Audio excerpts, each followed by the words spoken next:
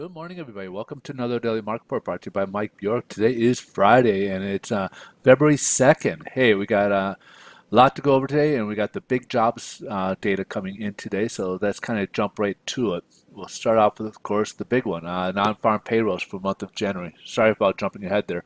Last month, we had a 160,000 new jobs created.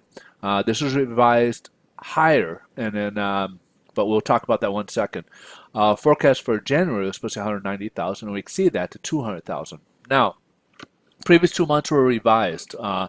November had a pretty big drop, and the pretty big drop from like 252 to 216. So I think it was about 36,000, and then we had about increase, I believe, of about 12,000, I believe it was, for the month of December. It went up from like 148 to 160, but that came to about 24,000 total job losses, so less jobs created that were from those 2 months. So it was revised lower about 24,000 between the 2 months.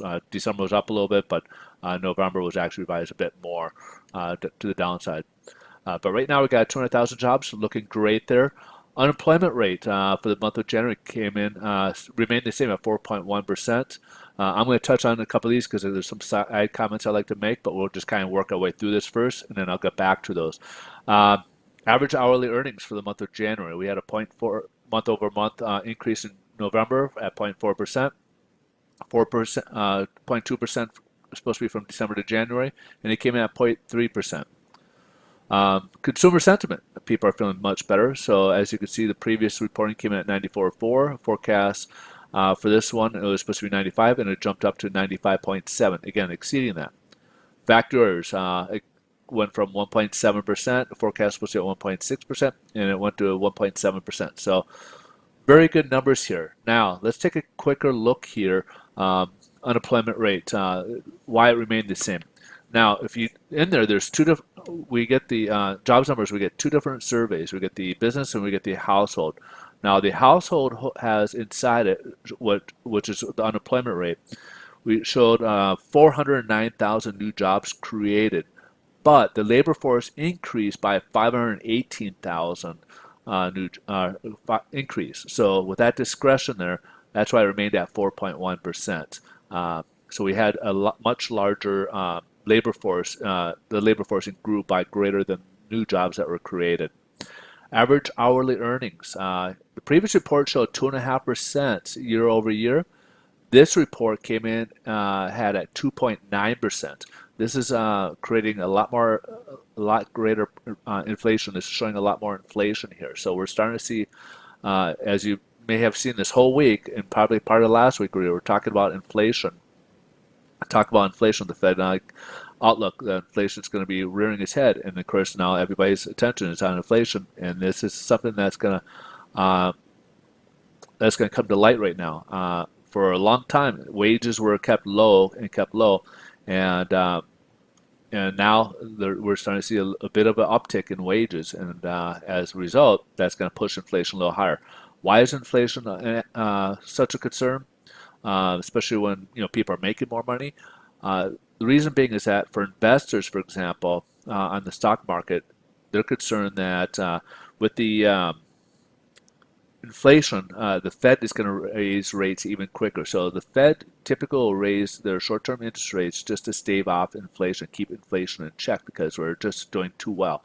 If the market's going to heat up quite a bit, they're going to raise rates quite a bit to slow it down a little bit. So that's why they use as a key, or at least to slow things down, they raise rates as a result of it. So, and for a long time, we've been having a lot of cheap money moving around there, and now that cheap money is going away, and that stock market doesn't like that. Mortgage-backed securities or bonds, why don't they like it? Because on a bond, it's over a 30-year period, and it's a fixed rate. And if inflation's coming in at a higher tick, it's eroding or taking away that value over that term, and that's why it's such a big part in the bond market. Now, when you get into why is it stock? So the stock market is down quite a bit because of this, and a lot of this money from stocks, which is at a very high level, is deemed to be a bit risky. With the yields rising in the bonds, the bond prices going down, but the yields are rising to try to bring in new investors. They're at a level where they're like, you know what, this is a good profit here, and it's a lot less risky. That's why you're seeing money moving from stock market into those to try and again keeping the taking the higher yields as a result of it. So on a global level here. So hopefully that kind of explains things. So as you can see, the stock market is down. Dow at one point was down about over 200 this morning. Um, Again, we'll have to kind of wait and see where it finishes. But yeah, this is where this going to do. We're getting great news on the economy, and even a lot of corporations are coming out with these Q4 reports are coming in with some good numbers. The problem again is the inflation. So regardless of whatever good news we're getting right now, inflation, until we can get some records showing that inflation is not rapidly increasing or scaring people, this is what's happening. And then with the wages, the reason why those are going up, as we can see, the job market's tightening up a bit, and to keep people, the jobs and that stuff, they are raising wages. And right now, we've got about 300 companies with their tax cuts saying they're raising their wages, giving bonuses, and doing a lot more benefits, picking up a lot more benefits. So their costs are going up as a result. So that's why we saw the employment cost index go up a little bit the other day, and now wages going up as we're seeing going up.